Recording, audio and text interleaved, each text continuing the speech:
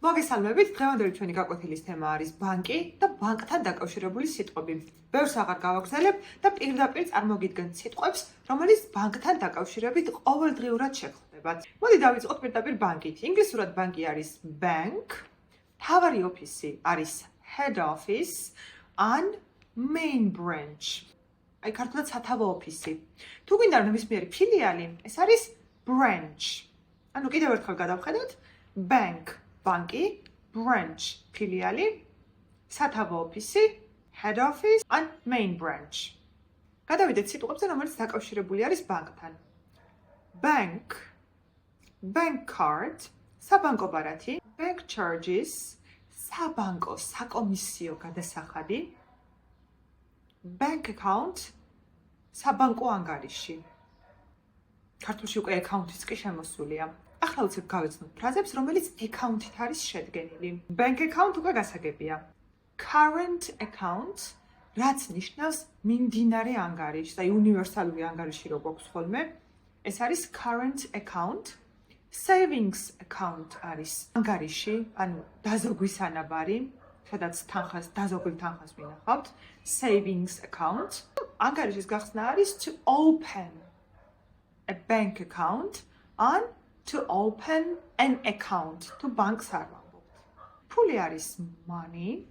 ფრაზები, რომელიც შეიძლება გავიგონოთ ბანკში ფულთან დაკავშირებით იქნებოდა deposit money, ფულის შეტანა, withdraw money, ფულის გამოტანა, transfer money, ფულის გაგზავნა. რახან ფულზე ვართ, მოდი რამდენიმე დამატებით სიტყვა ვისწავლოთ ფულთან დაკავშირებით უშუალოდ. Payment არის გადახდა. Payment method არის გადახდის მეთოდი. მაგალითად, a card payment იქნებოდა ბარათით გადახდა, a cash payment იქნებოდა ნაღდი ფულით გადახდა.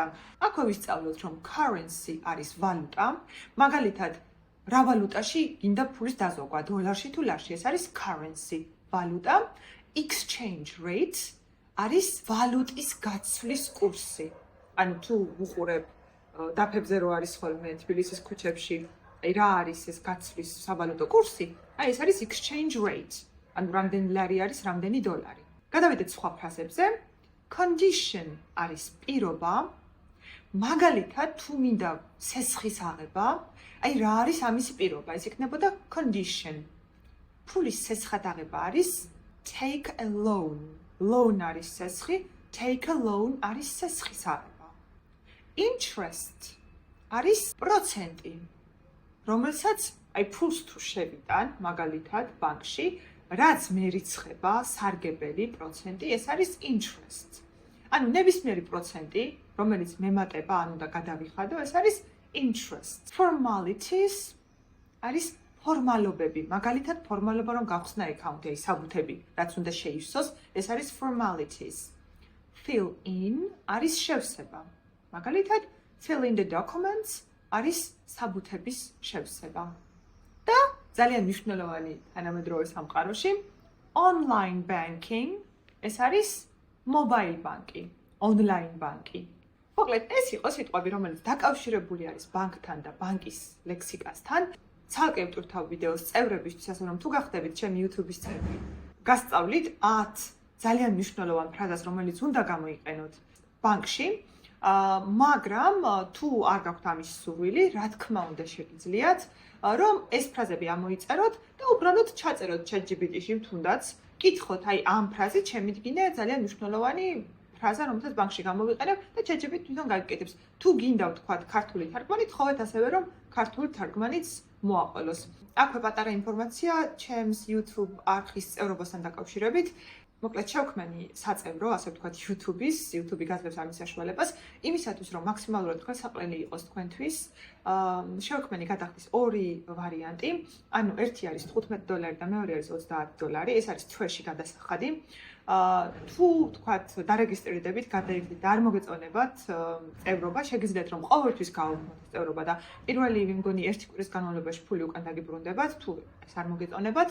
მაგრამ თუ დარჩებით წევრებად, მაქვს გარკვეული საწევრო, ასე ვთქვათ, პირობები, რომელსაც ახლა უცებ გეტყვით, უფრო დაწვრილებით ამაზე ვიდეოს ჩავწერ და ნახავთ ჩემს არხზე, მაგრამ ახლა უცებ გეტყვით, რომ $15 ვინც გადაიხდის მისთვის ნებისმიერი ტიპის ვიდეო იქნება ხელმისაწვდომი. გარდა ამისა, ხელმისაწვდომი იქნება PDF-ები, იმ ლექსიკით, რასაც ვაკეთებ, რა არის PDF-ი. ანუ ეს ყველაფერი, რასაც ვლაპარაკობ, არის ამობეჭდილი და შეგეძლებათ რომ ეს ჩამოტვირთოთ და ამობეჭდოთ და ივარჩიოთ. გარდა იმისა, რომ არის ლექსიკა, თავისი მაგალითებით და წინააღმდეგობით, ასევე წევრებს საშუალება ექნებათ, რომ აი ამ ლექსიკაზე, რაც არის მოცემული ვიდეოში, სავარჯიშოებიც გააკეთონ, ეს სავარჯიშოები მე თვითონ შევქმენი და მოვარგი აბსოლუტურად ვიდეოს.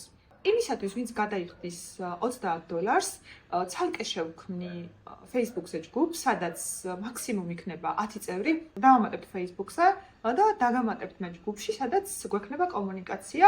თუ თქვათ რაიმე გაუგებარი იქნება, მე გიპასუხებთ ხოლმე, შევხვდებით და თქვენს კითხვებს ესე ლაივში, ასე ვთქვათ, ვუპასუხებ. თუმცა ეს იქნება შეზღუდული, იმიტომ რომ ძალიან დიდი აუდიტორიისათვის ამის გაკეთებას ვერ შევძლებ და პირველი 10 წევრი, ვინც გაწევრიანდება $30 პაკეტში, პაკეტს ასე ვთქვათ, მოყვება ესეც. კიდევ ერთხელ ვიმეორებ, რომ ამაზე დაწვრილებით ჩავწერ კიდევ ერთ ვიდეოს. როგორ უნდა გახდეთ წევრები, ან თქვა თუ გაგიჭირდებათ რაღაც შეგიძლიათ რომ პირდაპირ მომწეროთ Facebook-ზე დაგეხმარებით. თუ აქ მემშვიდობებით ერთმანეთს გარკვეული ვიდეოები ყოველთვის იქნება უფასო ჩემს არხზე, ეს არის ამართლაც თავარი იდეა, თუმცა წევრებისთვის რა თქმა უნდა უფრო მეტის გაკეთების საშუალება და შესაძლებლობა მექნება. კიდევ ერთხელ ვიმეორებ, რომ დაწვრილებით ერთ ვიდეოს ჩავწერ, რა განსხვავება არის ამ ორ წევრობის პაკეტ შორის, $15-იანსა და $30 შორის. გვპირდებით ძალიან ბევრ ვიდეოს, ძალიან ბევრ სიურპრიზს. პირაში დაიდება მინიმუმ ერთი ვიდეო წევრებისათვის, თუმცა ეს არ იქნება შეზღუდული მხოლოდ ერთ ვიდეოზე. შეიძლება დავდო 2 ვიდეო, შეიძლება დავდო 5 ვიდეო და ასე შემდეგ. გარდა ამისა, წევრებისთვის უფრო მეტი საშუალება მექნება, რომ მათი სურვილის მიხედვით ჩავწერო ხოლმე თემატიკა ვიდეოსი და გარდა ამისა, კიდევ ერთხელ ვიმეორებ, რომ ეს მომცემ საშუალებას უფრო მეტ კომუნიკაციის, მაგალითად Facebook-ზე, Facebook ჯგუფი იქნება სწორედ ამისთვის შექმნილი. გავიმეორებ კიდევ ერთხელ, რომ თუ გინდა რომ არხზევე უყუროთ ჩემს ვიდეოს, მაშინ გახდით ჩემი YouTube-ის წევრი და იქ შეგხვდებით.